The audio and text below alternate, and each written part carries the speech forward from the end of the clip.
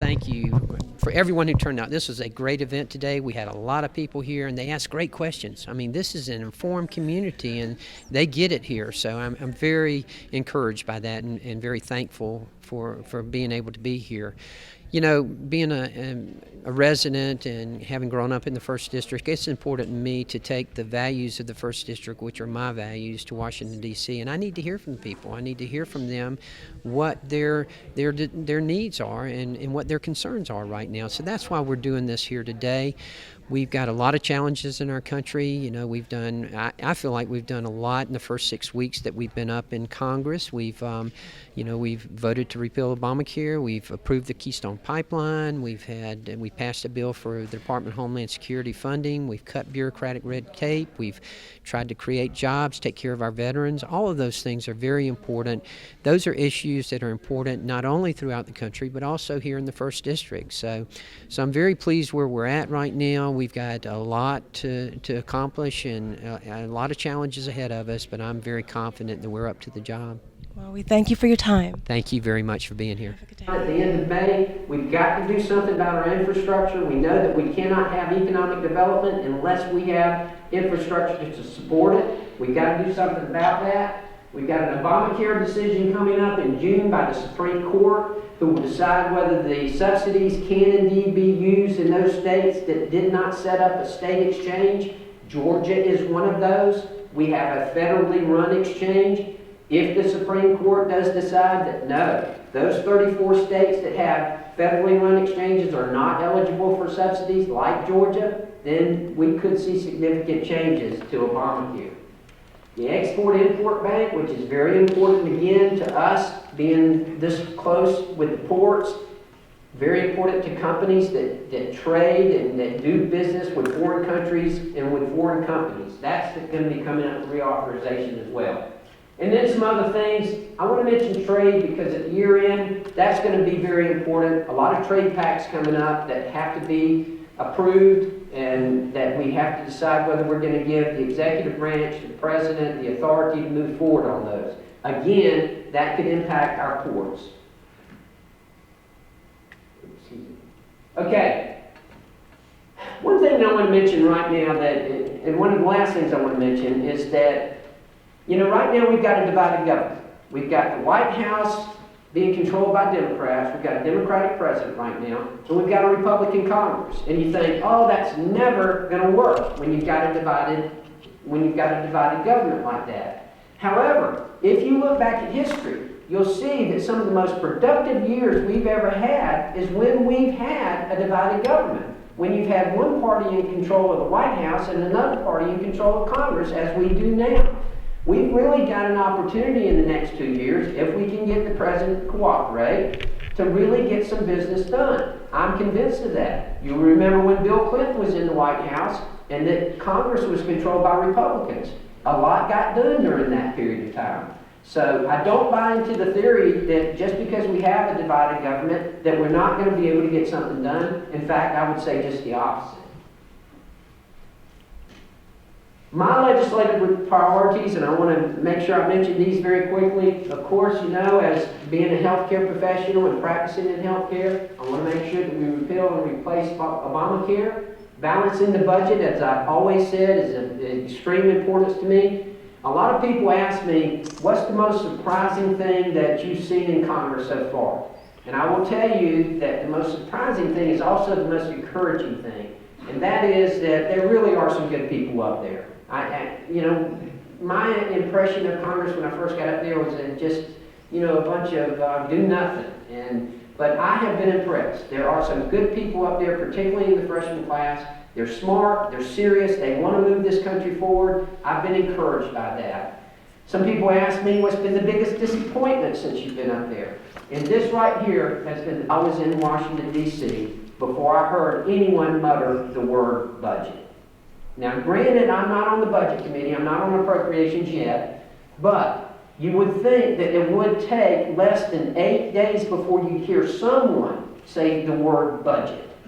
That has been very disappointing to me because this is one of my top priorities. We've got to do something about our national debt. We've got to balance our budget. I know it can't be done right off the bat. I know it's going to take a while, but we can get it done. I'm convinced of that, and I'll continue to be convinced of that. Private sector job creation, as I've said all along, I don't believe the government creates jobs, but I do believe the government can create an environment in which jobs can be created. And then national security, the number one responsibility of our federal government is to protect our citizens and provide for the safety of our citizens. We can only do this through a strong military, through strong homeland security. We were talking earlier about sequestration. We've got to do something about that. If we balance the budget, then we can stop some of the bad things that are happening through sequestration. Okay, that's all I have. Now, I want to hear from you. I'll be glad to try to answer any question you want to have, or if you've got a comment, if there's something that you want us to concentrate on, please let me know. Two things that I ask of you. First of all, I'm not going to be afraid to say, I don't know. If you ask me a question and I don't know, I'm not going to stand up here and try to make something up. I'm going to just tell you, I don't know, but I'll find out. Okay? Is that fair enough? Now, I've got a little bit of a honeymoon period, I hope. So I don't know everything yet. I doubt I'll ever know everything. But I'm not afraid to tell you if I don't know the answer. But about your Social Security, about your benefits or something, if you could kind of hold that until afterwards, we've got staff here, and they will be glad to help you, and we will work on that, I promise you. Now, before we get started, I failed to mention my staff. Judd Seymour, who is my district director from Brunswick, he is here, also in our Brunswick office. Emmett Nolan, and then we've got Elizabeth Gooch here. She is also part of our staff up in Savannah. And then I've got two young men here who are interns. Both of them are students at Glenn Academy, and they're interning with us right now. So we're glad to have them here. We've got. And ever since I retired 8 years ago, this fight every year has been going on and on and on. My fear is eventually I'm going to have coverage and know where to use it, because the doctors are going to get fed up and say, enough. They're going to take the 24% cut. And I can tell you, being a healthcare professional and owning a pharmacy, or my wife owns it now, but anyway, having owned a pharmacy, I can tell you, if we have to take a 24% cut, we're not going to be able to do it. You cannot afford to lose money and stay in business, and docs aren't going to do it either. You know, the worst thing Obamacare has done to healthcare, in my opinion, is that it has driven the free market out of healthcare. You know, how many doctors, you don't have independent doctors anymore. You have very few independent pharmacies. All of a sudden, we've got doctors and healthcare professionals who are all employed by hospitals or healthcare systems, which I don't mean to sound disparaging toward them. They're fine groups. But the free market is going to be the solution to our healthcare problems and our healthcare concerns. Now you say, well, buddy, before we started Obamacare, we had high cost in healthcare and it was just out of control. Yes, you make a good point, a valid point. But I will submit to you that if we do have free market principles, market-oriented principles within healthcare, that's the way it works. One quick example. Again, I'm a pharmacist. A few years ago, Walmart came up with this idea that they wanted to be a major player in the pharmacy world. So they came up with this plan that you could get generics, a 30-day supply for $4. I heard about that. I said, well, I can't even buy them for that. I can't buy that medication for that price. I can't sell it for that. And I bowed my back and I said, I'm not going to do that. Well, guess what? 2 weeks later, I was doing it. I went to my suppliers and I said, hey, I'm losing customers and I'm not going to do that. You need to do something. You need to get me some pricing where I can compete on that. And I did it. That's how the free market works. It brings down the cost of medications like that. And that's what we need more of in healthcare. You're absolutely right. TRICARE, Medicare, all the government-sponsored programs, unless we do something about this, that's going to have a big impact. Mr. Mayor. St. Mary's, thank you. In late December, you and I and a few others, I think they're in this room, were able to attend a presentation by Thomas and Hutton about wetlands mitigation. And we haven't heard a lot about it lately, but we understand that either you or maybe the senators are taking that on as a task to try and straighten out what the Corps has created as a potential problem for economic development, not only here, but the whole region. Can you speak to that for us? I will, and thank you. And that is vitally important that we address that, particularly on the coast. And what he's talking about is we've had some projects that have really gone away and have been dismissed because of the requirements, the wetland requirements that the Corps of Engineers is interpreting in their rules and regulations. This is a big problem in the federal government. You know, our job in Congress is to legislate and to make laws. And then we have the bureaucracies, the departments that are supposed to interpret those laws, and then they're supposed to promulgate or create rules and regulations for those laws to be enacted. This is a perfect example of where you've got a department that gets out of control. The Corps of Engineers is interpreting this as being something that we in Congress did not intend for it to be. That's why we've got to get a congressional fix to it. We've got to make it clear to them, no, that's not what we meant. This is what we meant. Senator Perdue is working on this, Senator Isaacs is working on this, and I'm working on it as well. My office is as well. This is something that we want to make very clear to them. This is what we want you to do, not what you are overstepping your authority and doing. So thank you, and listen, that's going to happen. We had a solar project in Glenn County that went away that would have provided us with a boost in our economy. We can't afford, it's tough enough to get those things anyway without having to go through this bureaucratic red tape, as I mentioned earlier, on the states, and that he was not supposed to do that. That federal judge agreed with those states, and he put a temporary stay on what the president was supposed to do. Today is Wednesday, right? Today was supposed to be the first day where those illegal immigrants were supposed to start signing up for programs and that the president had authorized. Well, he had put a stay to that because of what the federal judge did. Now, how does that impact what we're doing in Congress? Well, first of all, let me back up for just a second. I mentioned that we have done our job in the House. We passed a Homeland Security funding bill. Remember when they passed all the bills, the funding bills back in December, the other Congress? They only extended Homeland Security until the 27th of February so that the new Congress could get in and address it. When we passed that bill in the House, we included in that bill amendments that would stop the president from doing what he's doing, from granting amnesty to those 4 million illegal immigrants who are here and not supposed to be here. We had amendments on that. Now in the Senate, that bill is in the Senate, it's being stopped by Senate Democrats. Now you say, well, buddy, the Republicans have control of the Senate, and we do. We have 54 seats. However, in the Senate, it takes 60 votes to get a bill passed. That's where the holdup is. We have to have 6 Democratic votes in order to get that bill passed. It has not come back to us in the House. It's still over there in the Senate. Unless it comes back to us next week, then we're going to have a shutdown of non-essential services within Homeland Security. Again, TSA, Secret Service, all those continue. They're essential. And about 80% of Homeland Security is essential. But that other 20%, including FLETC, that may have to shut down. How does this lawsuit impact that? I don't know. I've read different things. I read it in the Wall Street Journal this morning that they were saying that it was actually going to hurt that process. That now the Senate doesn't have to do anything. I've read in other journals that no, it's going to help.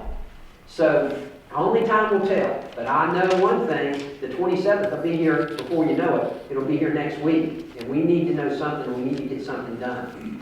Thank you for that question. And thank you for paying such close attention. That's great. Good morning, Congressman. My name is Dave Riley. I'm City Councilman here in the City of St. Mary's and also a National Vice President with the Navy League. My question has to do with sequestration. Sequestration for all the services, and especially the Navy right now, causes tremendous problems with their long-range planning and building and carrying on major programs. And I was wondering what your thoughts are on sequestration and how we're going to get around that for the services that are trying to build that strong military that you mentioned earlier. Right. For those of you who might not be familiar with what sequestration is, the best way I can describe it is it was intended by Congress to be a self-discipline for them. We were discussing this earlier. Congress wanted to put in there that if a budget is not passed, then the military's budget will have to be cut a certain percent regardless. Unless a budget is passed, and then we'll decide what the cuts are going to be. They did that to kind of force themselves to pass a budget. That was the idea that they were trying to have. Well, guess what? It didn't work because they're still not passing a budget, and those automatic cuts, the sequestration to the military and to defense, that is happening now. If we will pass a budget, then at least we can decide how much we're going to cut defense, how much we're going to cut the military. But the way it is now, without passing a budget, they've got automatic cuts and they have to decide how to do them. Now, when I was in the Georgia legislature, we had somewhat of the same concern. We had, the governor would send a message to the departments, cut your budget by 5%, or cut your budget by 3%, and submit it to me. I never really liked the across-the-board cuts. I never really liked that. I never really liked that because I feel like that's the responsibility of legislators to decide where we should prioritize and where we should be spending our money. Besides that, a lot of times you would find that departments, and I don't mean to digress here, but I remember when we cut higher education, we told them you got to cut your budget 3%. Well, guess what they cut? They cut 4-H. I mean, give me a break. We had 4-H groups from all over the state coming up to the state capitol. Why did you cut 4-H? And we said, we didn't cut it. Higher ed cut it. And those regents were just laughing at us. Ha, ha, ha, we got you now. Well, when you talk about defense and you talk about the military, as I said earlier, the number one responsibility of our federal government is to provide for the safety of our citizens, and we can only do that through a strong military. We are shooting ourselves in the foot here. We've got to pass a budget. We've got to decide, and we've got to cut some of these other programs. Now, therein lies the problem. You've got Social Security, you've got entitlement programs that can't be cut. You can't cut those. Those are just what they are. That only leaves a small amount of discretionary funds that Congress can look at in order to balance our budget, in order to even have a budget. So that's what makes it so difficult. We've got to have a budget because we cannot sustain and have a strong military if we continue with sequestration like we are right now. No way we're going to be able to do that. Alternative would be more free market principles within healthcare, more competition, so that you have better choices. You have more choices. How many of you right now have had to change your doctor because your insurance changed? How many of you have had to change your pharmacy because your insurance changed? Here you've got relationships with your healthcare professionals, and all of a sudden you have to pick up and leave because your healthcare changed. That's not the way it's supposed to be. You talk about drug therapy.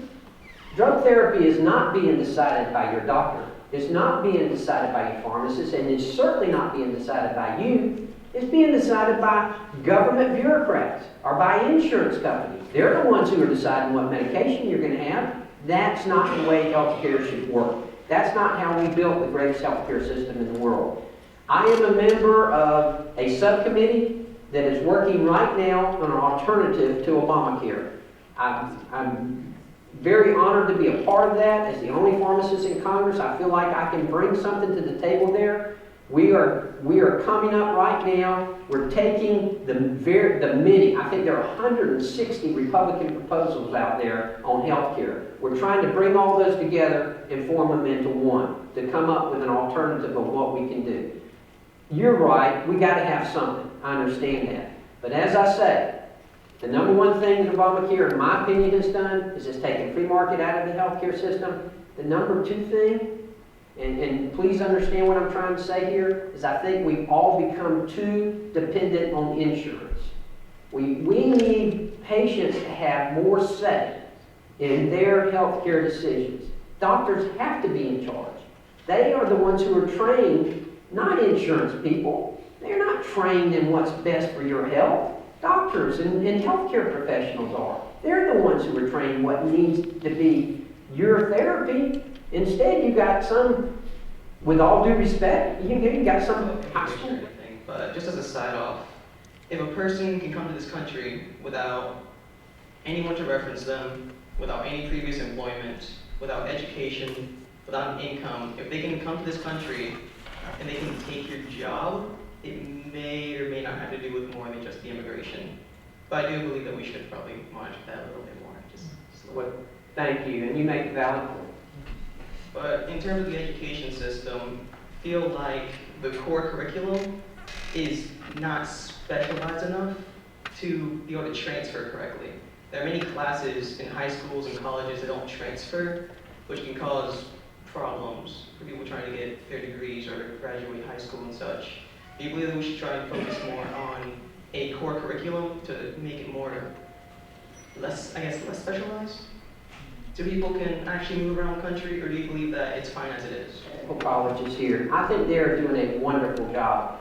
You know, we've got to get past this mindset where you got to have a college education in order to succeed. That's not necessarily true. I mean, do you see how much some of these welders are making? These welders are making good money. You got manufacturing jobs out here. We need to improve, yes, we need to have more college graduates. We need to have more certificate holders. We need to have that bad. You know, I heard a story the other day about a doctor who had some plumbing problems. And he called a plumber. He called him on the weekend. And the plumber's down there working, you know, it's an emergency call. And he's working on his plumbing. And the doctor looks down at him and he says, let me ask you something. How much you getting paid for this? The plumber looked up and he said, I'm getting paid $150 an hour. The doctor said, wow, I'm a doctor and I don't get paid that much. The plumber looked up and said, yeah, I know, I didn't get paid that much when I was a doctor either. but it's true. Let me tell you, that's what I feel like we need to be focusing on. And our technical colleges are doing such a great job of helping us to turn out those certificate holders and to turn out their graduates as well. And when we get that, then it helps our whole economy. Looking forward to pay for their Social Security. Something's going to have to give because, yes, Social Security is very important to a lot of people, but we're going to go into debt trying to pay for a lot of those seniors because there's not enough people working for them to pay for the Social Security. You are, however, you make a valid point. The numbers don't match up. We're going to have more and more people coming up. I will tell you, not to scare any of you, but just to tell you that there are people in Congress now talking about maybe gradually increasing the age of eligibility. Maybe there are all kind of ideas being floated. But my message and my response to your question is, we understand that we got a problem. We in Congress know that the numbers just aren't working out like they need to be. Something significant is going to have to be done. Otherwise, the program is not going to be able to sustain itself. Mary's Georgia. Two different things. First, a comment, then a two-part question. Comment, thank God for the Affordable Care Act, because without it, I wouldn't literally be standing here right now. On another matter, you're probably very aware of the BOEM's plans for seismic air gun testing and oil exploration along the coast. I'd like to know your position on that. Second part of the question, the BOEM has planned public meetings in every state involved except Georgia. Would you be willing to contact them and suggest that they have a meeting in our state? I'm aware of that. What happened was, and I'm surprised it took this long before I got this question. I knew it would be asked, and it should be. What happened was that the president, through executive action, has opened up for the eastern seaboard from Georgia up to the Virginia coast for oil exploration, to perhaps have drilling offshore from Georgia to Virginia. I did not know that they included every state except for that. Here we go. But I will make sure that we take care of that, Jeff. We'll follow up on that, absolutely. Now, how do I feel about it? And I believe, was it Kingsland or St. Mary's who passed St. Mary's passed the ordinance or voted to not go along with it. I personally am in favor of exploring it. Now, please understand, as I said, I'm a product of the 1st District. I love the coast. Some of my fondest memories growing up, some of the best memories I have of growing up on the coast, going fishing with my dad. And going fishing and catching what we call spot-tailed bass. was only until I got older, they told me, no, it's not a bass, it's a red drum or whatever. I don't know what it was spot-tailed bass to me, and trout. I mean, those memories of my dad and I being out there fishing on the coast, I will never do anything to harm our environment. And it means so much to us, and it's so vitally important to us here on the coast. I get that. However, we have to have energy independence for our national security. To completely ignore the fact that there may be oil out there that can be safely taken out and safely used to decrease the gas taxes, or the gas prices here in our country, and to help us with energy independence, I don't feel like I would be serving with an open mind and representing the people of this area in the 1st District if I did not at least look at that.